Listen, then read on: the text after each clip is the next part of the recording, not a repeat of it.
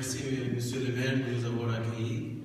Merci, Patrick Karam, qu'il est toujours, comme je l'ai connu, aussi courageux, dynamique et très intéressé.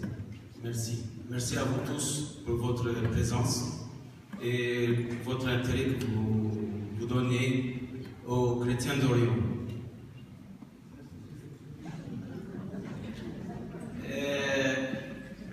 D'abord, je voulais vous dire que les chrétiens, le christianisme était confié à l'Occident depuis le temps de Jésus, juste après le Pentecôte, suite à la visite de Saint-Pierre à Corneille, et depuis, Dieu a confié en quelque sorte le christianisme à l'Occident. Très récemment, on a vu que le pape Jean-Paul II qui a dit que la France était la fille aînée de l'Église. Donc la France a un grand rôle à jouer vis-à-vis des chrétiens d'Orient. Maintenant, je serai très bref, direct.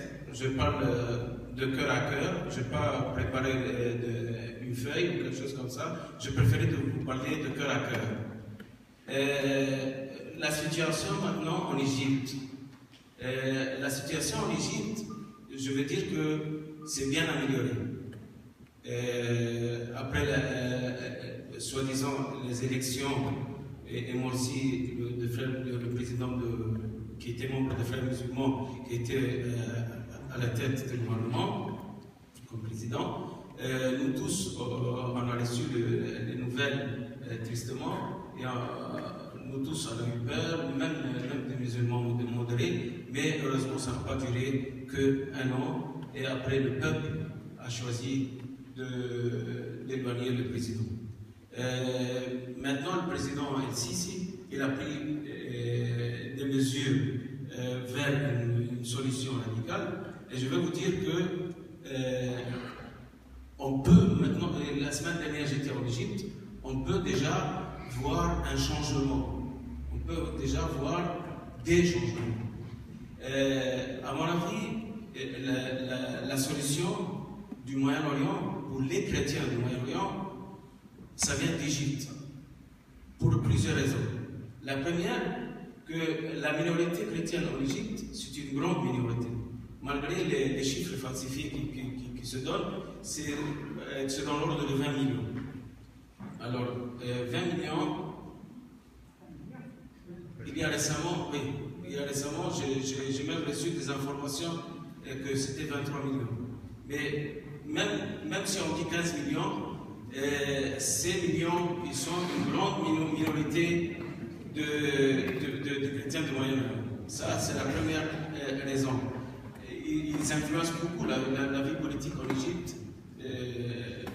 Deuxièmement, que l'Égypte, c'est un carrefour politique pour le Moyen-Orient.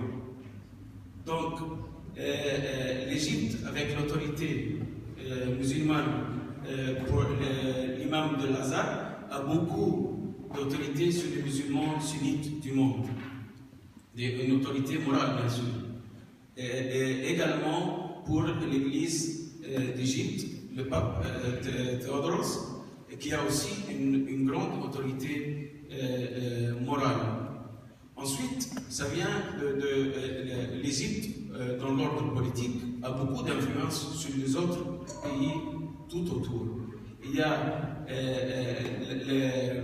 l'autorité culturelle, politique, et on a beaucoup d'influence sur le reste du Moyen-Orient.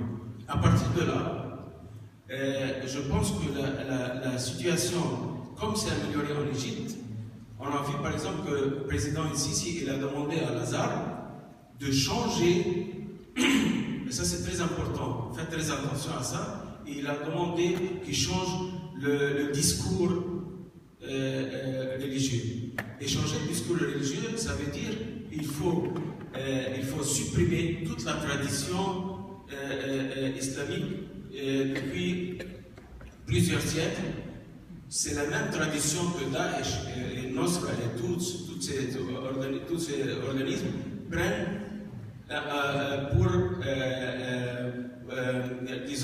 pour droit. Ils prennent leur loi, leur charia, à partir de cette tradition.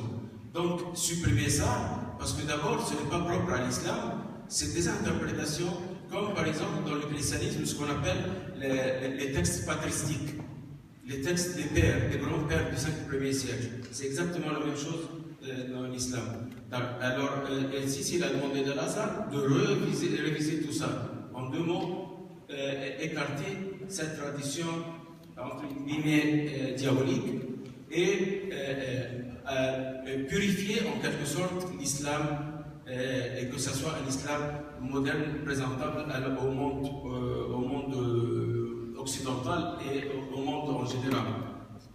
Donc, l'Azhar n'a pas encore joué son rôle comme il faut. Il prend leur temps. Pourquoi? Parce que dans l'Azhar, même, il y a des frères musulmans. Il y a toujours un noyau des intégristes dans l'Azhar. Donc, il faut déjà purifier à l'Azhar et ensuite attendre un grand rôle. L'imam al-Taïb ne peut pas tout seul tout faire. Il y a pas mal de gens de médias musulmans qui demandent aussi de la suppression de ces traditions. Et il y a la semaine dernière, il était condamné pour 5 ans, mais ça c'est le premier jugement, il va faire appel. Il est condamné de 5 ans pour mépriser l'islam. Parce que lui, c'est un activiste, et il veut aussi, lui, purifier. Je vais venir à l'essentiel.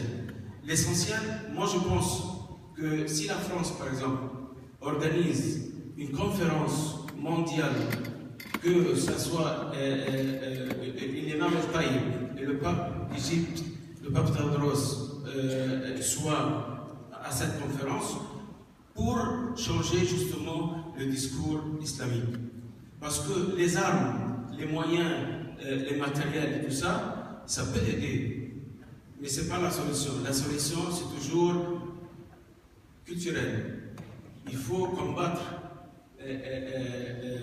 l'idée par une autre.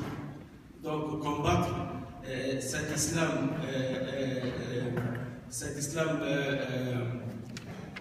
disons,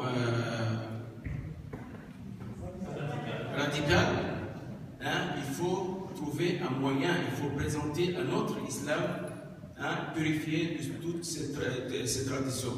Donc, organiser une conférence ici à Paris, en présence de El Taïeb, c'est le grand personnage du monde sunnite, avec le pape Tadros et l'église catholique, bien sûr, les églises protestantes, et les musulmans aussi, les musulmans de France, et les musulmans d'ailleurs, tous les gens intéressés dans le même domaine, on peut les rassembler ici en France, et comme ça, la France jouera un rôle très important, très important, essentiel pour le Moyen-Orient.